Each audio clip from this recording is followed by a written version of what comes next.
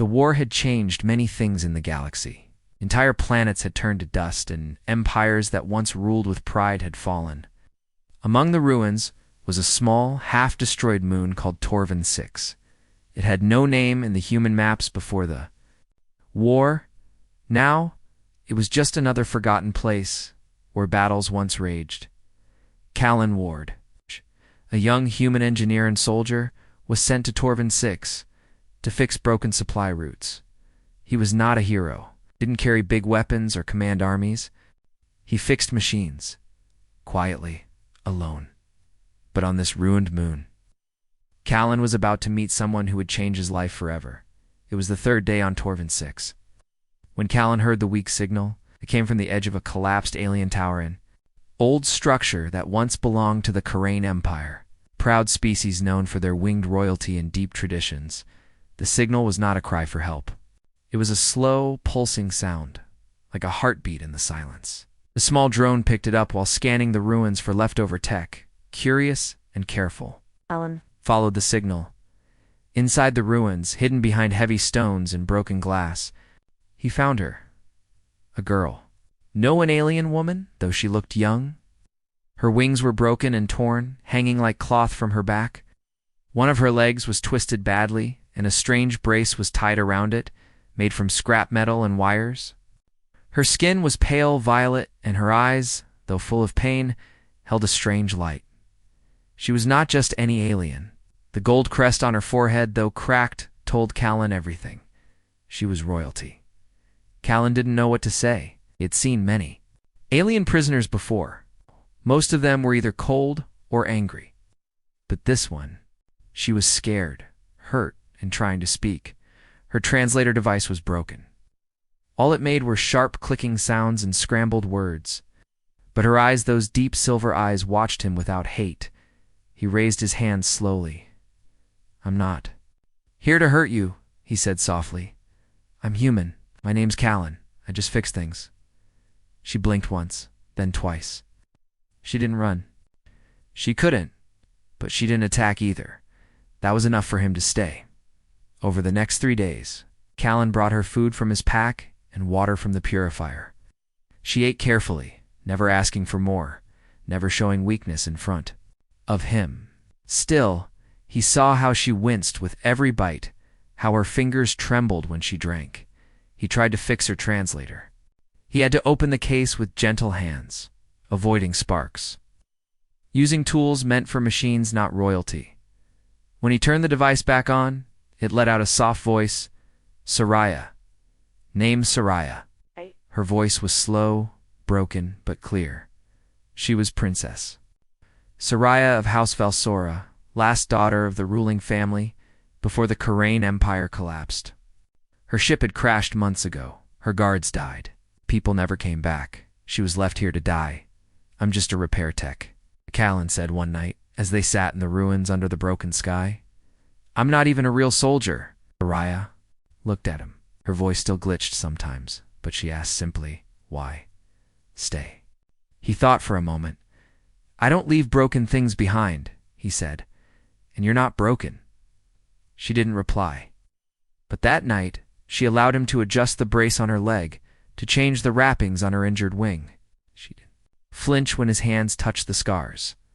Something was changing between them. On the 6th day, Callan got a message from command. Evacuation in 24 hours. They had located him and were sending a ship, but the message had a second part. If the alien female is royal, bring her in for questioning. If she's injured, tag and leave. HQ wants live samples. Live samples. He stared at those words for a long time. Soraya didn't know. She sat nearby, drawing strange shapes in the dirt with a piece of scrap. Her fingers were graceful, even though one arm barely moved. He watched her in silence, then made a decision. That night, he built a new signal beacon. But instead of placing it where they stood, he hid it far from the ruins on another hill. He encoded the message to say he was alone in the morning. He found her sitting upright, her brace tightened, her eyes watching the rising sun. "I'm leaving soon," he said quietly. She looked away. Maybe she thought he was abandoning her, but he knelt beside her. "I'm sending you away first. I've built a small crawler enough to carry you to the drop zone. It will take you to the edge of the canyon. I left supplies. My ID's in the pack. They'll think you're just salvage. You can use it to escape." She looked confused, hurt, angry. "Why? Help?" she asked. Callan smiled. "Because when I look at you, I don't see a sample, see a partner." Tears filled her eyes, but they did not fall. Royals don't cry in front of humans. Still. She leaned forward, touching her forehead gently to his.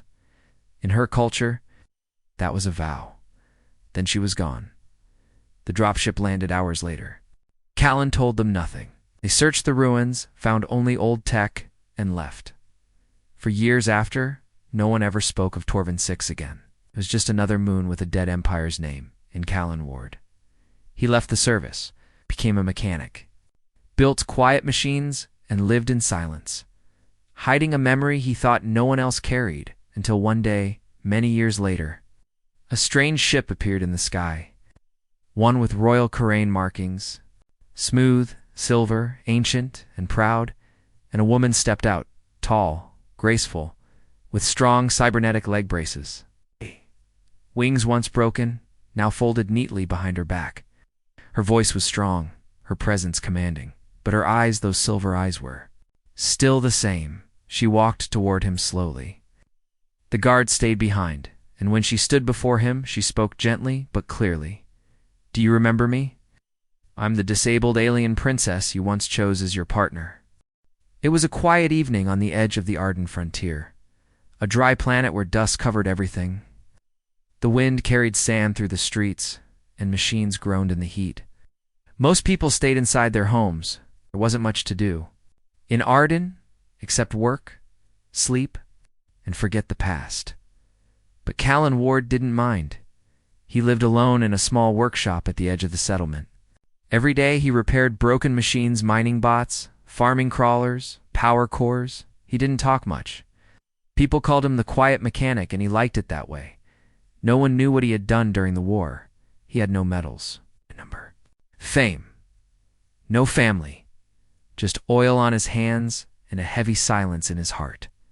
That day had started like any other. Callan was fixing a broken sand harvester when the sky darkened too quickly.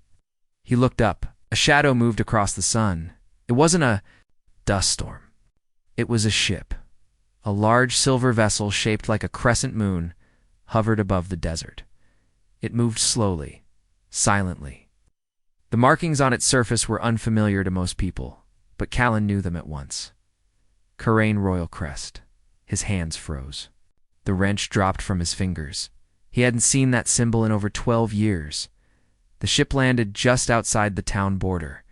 No weapons, no attack, just silence. People gathered, staring. Some were afraid, others curious. Then a ramp opened, and a woman stepped out.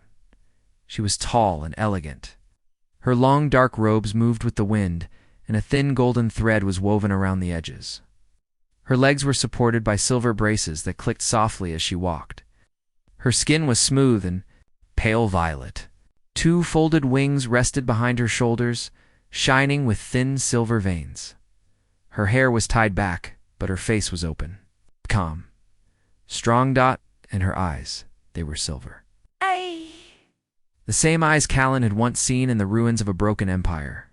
She walked toward him slowly, and then she said it. "Do you remember me?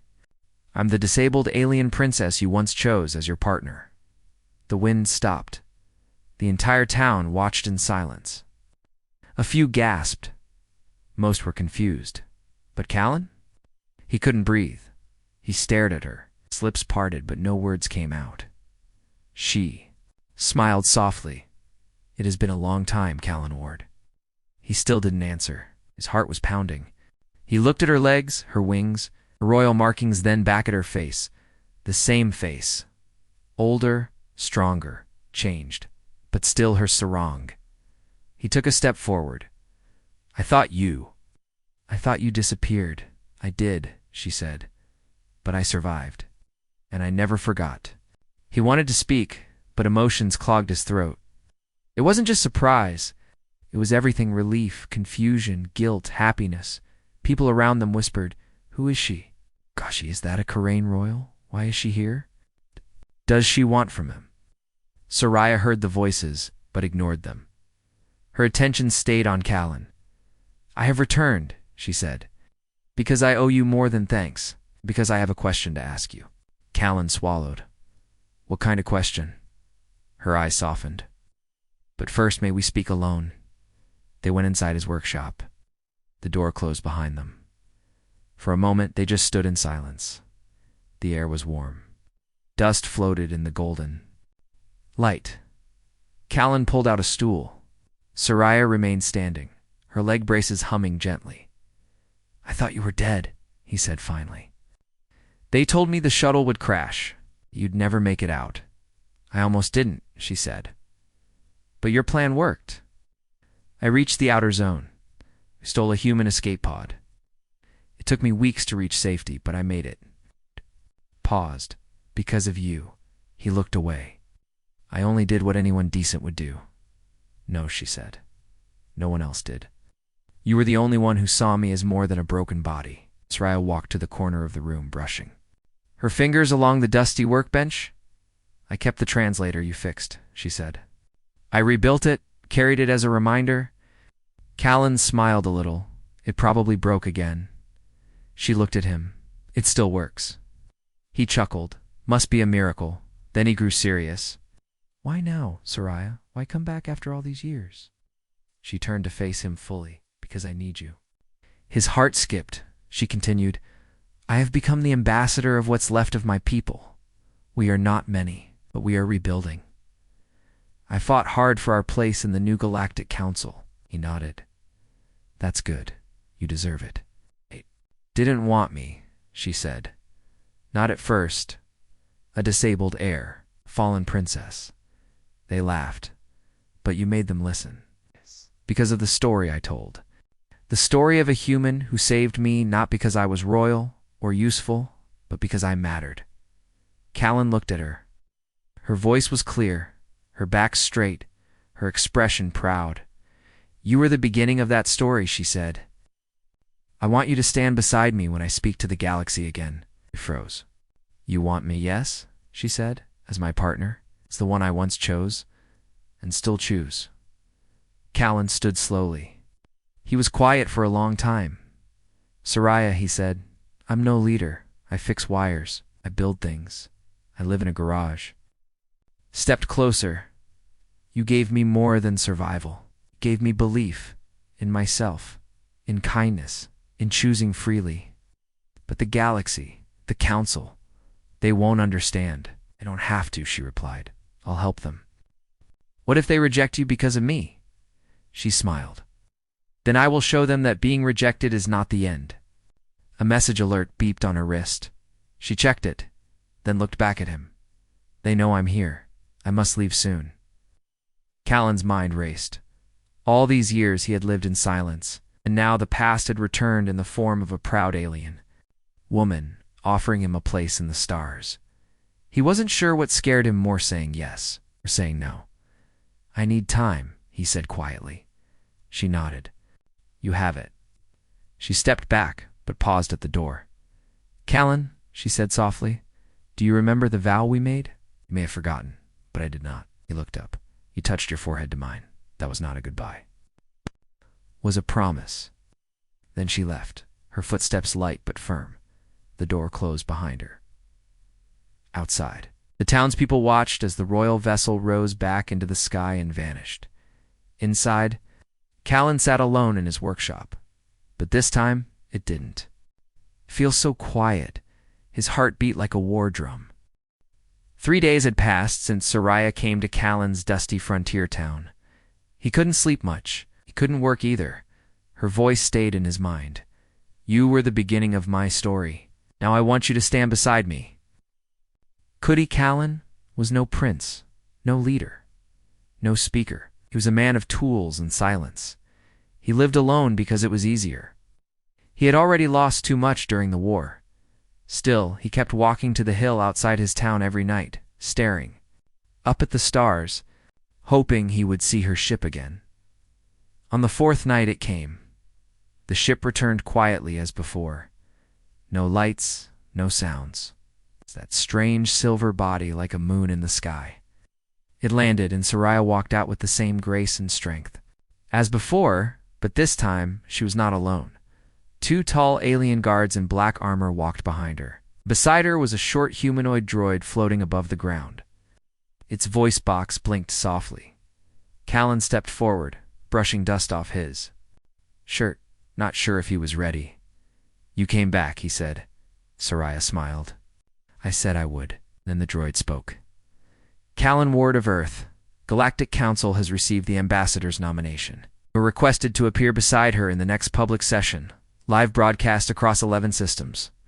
Callan blinked. "Live?" "Yes," Soraya said calmly. "The universe is watching. And they want to see the human who made a choice. No one else did. Why no?" His heart screamed for silence, but he saw something in Soraya's eyes.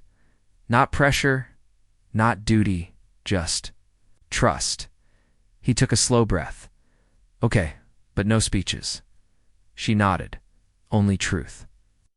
The journey to the Galactic Council station took half a day. Callan sat in a private room while Soraya met with her team. The station was massive. It floated near a blue gas giant with glowing rings and thousands of ships docking every hour. Inside, species from across the galaxy moved through glass halls and open platforms, all insectoids. Scaled diplomats, floating energy beings, and in the center tower, the Council Dome, where all major discussions took place. Callan had never seen such a place, so many beings, so many languages, and all of them would soon be watching him. The meeting began with introductions. Each ambassador stood and gave updates. Peace talks, trade routes, border disputes. Then it was Soraya's turn.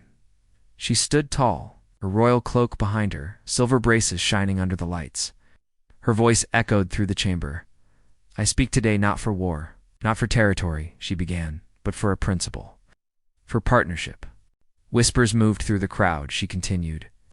"Long ago, during the fall of my empire, I was broken, wounded, left behind by my people.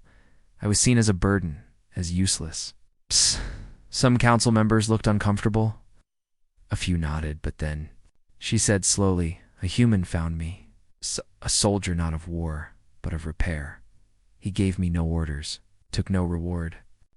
He helped me walk again, helped me speak again, and saw me not as a sample, but as a person." She turned toward Callan's seat. "He is here with me." All eyes turned. Callan stood slowly. His heart thudded loudly.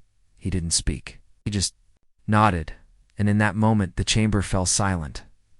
Ambassador Shurok, a tall insectoid leader, stood.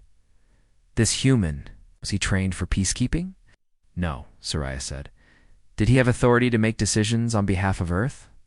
No." "Why is he important?" Shurok asked, voice cold. "Why should we recognize this?" Mechanic. Soraya stepped forward. "Because he made a choice when no one else did. He chose kindness over fear, action over orders." She looked around. "How many of you would have helped me if I were broken, useless, or weak? Be honest." The chamber was quiet again.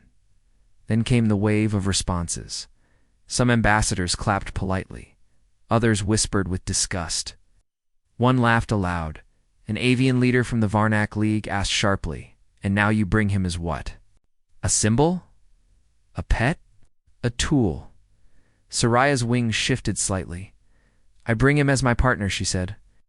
"The one I vowed to stand beside, not out of duty, but out of respect and choice." More gasps. A few shouts. "Unacceptable," one cried. "This is against tradition. She breaks alliance law. She weakens her own bloodline." But one voice rose calmly from the back. "I support this," said a crystalline being from the Zealand Accord. "The princess shows strength in choosing the forgotten." Another voice agreed. "The galaxy needs reminders of compassion." Just power. A vote was called. Not about Callan's worth, but whether Soraya would keep her seat on the council with a human by her side. If the vote failed, she would be removed. Callan sat frozen as names were called. Yes, no, no, yes, abstain. Yes. The final tally was close, but the vote passed. Soraya remained ambassador. After the session, reporters flooded the halls. Images of Callan and Soraya were already spreading across feeds. Alien princess chooses human partner. His kindness. Stronger than bloodlines? The human who fixed a princess and changed intergalactic law? Outside the station, thousands of messages poured in. Some mocked, some cheered, but many were from the disabled, the injured, the rejected across. The stars, she gives me hope. He reminds me that I matter. This is not weakness. This is courage. Later that night, Soraya and Callan stood on the viewing deck, staring at the gas giant. You didn't have to do this, Callan said. I did, Soraya replied, because you're not just part of my past, you're part of my future. He turned to her. I'm scared, he admitted. So am I, she said softly. But we're not alone anymore. She raised her hand and gently pressed her forehead to his. This time, everyone was watching, and they didn't care. The news of the vote spread across the galaxy faster than anyone expected. Some planets celebrated, others protested. Social feeds were filled with images of Princess Soraya, standing proud with her cybernetic braces, and Callan Ward, the human mechanic who had once fixed her broken translator, and now stood beside her in the Council of Worlds. Some called it a story of hope. Others called it a shameful mistake, but Soraya didn't care about the noise. She had made her decision, and Callan had stayed. Now the Council Summit was only one cycle away. It was the largest gathering of leaders across the 11 core systems. Decisions made there shaped the future of war, peace, trade, and diplomacy. This year, all eyes would be on Soraya and her human partner, the Unified Pact of Partnership, a new law Soraya had proposed would be voted upon. If it passed, it would allow royal and noble families from any species to form official partnerships outside their race, species, or origin world. For many ancient empires, this idea was an insult. For others, it was a path toward equality. Callan wasn't sure what scared him more, the law, or being the symbol of it. They were traveling through Sector 7 when it happened. Soraya's diplomatic ship was sleek, fast, and heavily shielded, but not built for battle. They were halfway through a quiet region of space when the alarm lights flashed red. Incoming ship's 3 vessels, no signal IDs. Callan sat up from the sleeping bench. Pirates, he asked. Soraya narrowed her eyes. No, this is something worse. The ships were fast and black, shaped like long blades. No warning, no comes. They opened fire. The crew jumped into action. Soraya ordered evasive moves. Shields flickered under heavy fire. Callan followed her to the command room, heart pounding. This isn't just an attack, Soraya said, scanning the screen. They're trying to stop us from reaching the summit. Callan frowned. But who? Before she could answer, a hologram flickered to life in front of them. It was a Fossa Karain noble from a rival house. His name was Vakarith, once a distant cousin of Soraya's. During the fall of the Empire, he had escaped and built power with extremists who hated the new ways. His eyes were cold and cruel. You spit on your bloodline, Soraya, he said. You choose a human over your own kind. You shame our people. I choose peace, she answered, and a partner who sees with the heart. Vakorith laughed. And prepare to die with your partner. Your death will send the message we need. The hologram vanished. Missiles hit the side of the ship, sparks flew. Shields dropped to 30%. Soraya looked at her captain. Can we escape barely? Engines overheating. If we try to outrun them, we'll burn out. Callan stepped forward. Let me try something. Soraya's brow furrowed. What? I need 5 minutes in the engineering bay. She trusted him. No questions. He ran down the corridor as the ship shook again. Inside the engine room, Callan opened a maintenance panel and began rerouting energy from the gravity cord to the rear shields. It was risky to much draw. They'd lose artificial gravity completely. But it gave them a chance. He wired the last circuit with trembling fingers. Sweat ran down his face. Then he hit the switch. The ship jerked. Lights flickered. At the deck. Shields surged. Back on the bridge, Soraya saw it. We've got a path. Full thrust. Now. The ship rocketed forward, slipping between two enemy vessels. Lasers grazed the hull, but they pushed through. One enemy ship followed, but its aim was off. Callan's trick had worked. They jumped into lightstream space just as the last torpedo passed them by. Silence filled the bridge. Soraya exhaled. We're safe for now. Later that night, Soraya found Callan in the medbay. His hands were burned. His arm had been cut by a flying shard during the chase. She sat beside him. You saved us, she said quietly. I saved your ship, he replied, with a tired smile. You'll need it for your big speech. She looked at his face, bruised, tired, but still calm. Still brave. I was afraid, she whispered, not of the enemy, but of what might happen if I failed. Callan looked at her. You haven't failed yet? She took his hand gently. Her fingers were cold. You could have died, she said. He nodded, so could you. But you still helped me. Right. That's what partners do, he said simply. The next morning, their ship arrived at the summit station. The attack had already reached the news. And so had the truth who had attacked and why the galaxy was now watching more than a love story. It was watching a choice under fire, choice proven by survival. Outside the council gates, thousands of peaceful demonstrators stood with signs. Let the princess speak. Different species, one future. Compassion is strength. But across the hall, nobles from old houses stood in black robes. Glaring, Soraya walked into the council dome with her head high. Callan walked beside her, bandaged but strong. The meeting began. Ambassador Vakrith was not invited, but others from his faction were present. They spoke loudly against the law. Unity will weaken tradition. Bloodlines must remain pure. This law will destroy our structure. Then Soraya rose. Her voice echoed across the chamber. We survived war, not because of weapons, but because of mercy. I am alive today because of a human who chose to protect someone he didn't understand. That is the future I fight for. She turned toward Callan. He had no armor, no power, just a tool in his hand and courage in his heart. He is not my servant, not my symbol. He is my equal. One ambassador stood, a one-eyed being from a volcanic world. What about the attack? He asked. You risked your life for this? Why continue? Soraya looked around. Because what nearly killed me is the same thing that once nearly killed all of us. Hate, fear, old ways that keep us apart. She paused. And this time, I refused to run. Then the final vote began. Callan stood silently, watching the chamber lights flicker as each vote was cast. Yes, yes, yes, yes, abstain, no, yes. The votes were counted slowly, and finally, the decision was made. The law passed.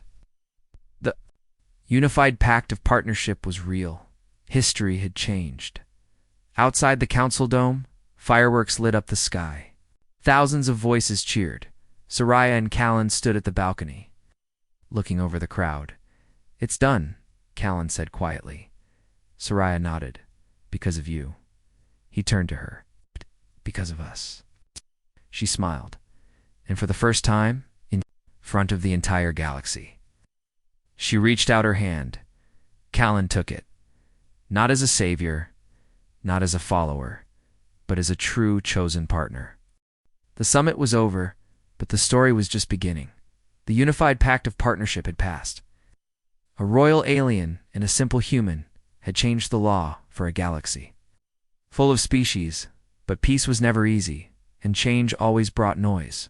For the next few weeks, Soraya and Callan traveled from world to world, meeting with ambassadors, speaking to young leaders, answering questions from those who still did not understand their bond. Some called them foolish. Some called them brave, but most called them hopeful. Because for the first time, a royal figure had chosen someone not based on rank or blood, but on kindness and shared respect. One morning, on a quiet green moon called Luria, Soraya stood. Beside a group of disabled students, some were missing limbs, others had implants, some had lost the ability to speak. They listened to her words as if hearing music for the first time. She bent down, removing the silver bracers from her legs slowly. "I wear these not because I'm weak," she told them, "but because I refuse to stay on the ground." Callan stood nearby, watching the children's eyes widen. One boy, missing an arm, stepped forward and asked, "Do you think someone like me could stand in the council one day?" Soraya smiled gently. "Yes. And one day I hope you stand even higher than I ever did." Meanwhile, powerful families that once ruled with pride were shaking. The ancient laws they protected had been broken. The very idea of pure royalty was fading. And at the center of that change stood Soraya and Callan, but not all were. Ready to let go of the old world? A message came one evening, sent from an old contact in Soraya's inner circle. It was short and serious. They planned to remove you. It's not with weapons, but with lies. A campaign had begun in secret. Whispers spread that Callan had manipulated the princess, that he used her weakness to rise in power, that he was an invader. Hiding behind a smile, "They'll say anything," Callan said. Standing by the window of their quiet room, Soraya looked tired, but not broken. "We knew this would happen." Callan turned to her. "You don't have to fight anymore. You've already won. Let someone else carry it forward." She shook her head.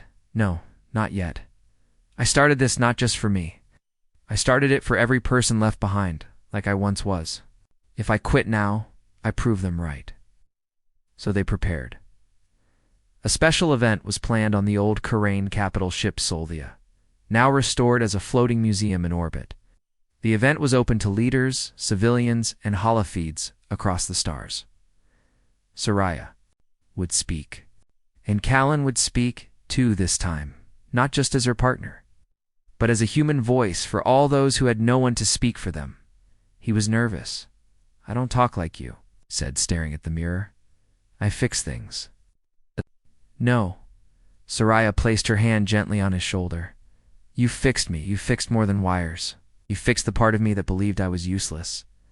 He looked at her, and now, "You fixed the galaxy," she said. The day of the event arrived.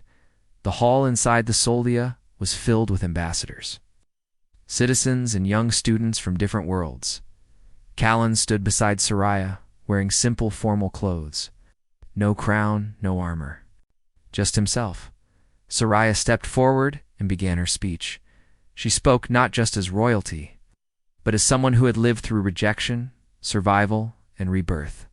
She spoke of her injuries, her fears, her days hidden in the ruins, thinking her life was over. Then she told them about a human man with dirty hands and tired eyes who refused to walk away. He had no duty to help me, no reason to trust me, but he did, because that is what humans do best.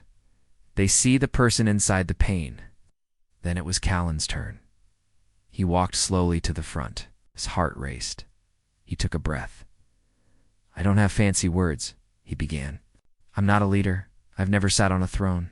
I just fix machines." A few in the crowd smiled gently. "I met Soraya during the war. She was broken. I was lost. And I guess we saw something in each other that nobody else did." Paused. "I never wanted power. I didn't think I was important. But maybe. The small choices we make matter more than we think." He looked at Soraya. "I chose to help her, and she chose to never forget." The hall was quiet. Then one student stood and clapped, then another, and then another, till the entire room stood up in applause. Over the next days, holoscreens across hundreds of planets replayed that moment. The human who fixed the princess, Callan Ward, speaks for the first time. The princess and the partner, a new chapter of galactic unity begins. Karain crown forged in mercy, not blood. Some leaders who once opposed the law now wrote public messages of apology. Others who had kept silent began to speak up. A movement had begun. Weeks later, Soraya sat in the Great Hall of Echoes. Once used for royal ceremonies, a crowd had gathered. For the first time in history, Karain crown would be reshaped as a symbol of bloodline, but of bonded leadership. Soraya walked forward. No longer just a princess. She would now lead the high circle of unity. A new council where all species had equal say. She held a new crown silver, simple and smooth, made of old ship metal. Inside it, a small chip from the translator Callan had once repaired long ago. She turned to him. "Will you stand with me?" He looked at her, his hands still rough, his life still humbled, and he nodded. Double quotes, always.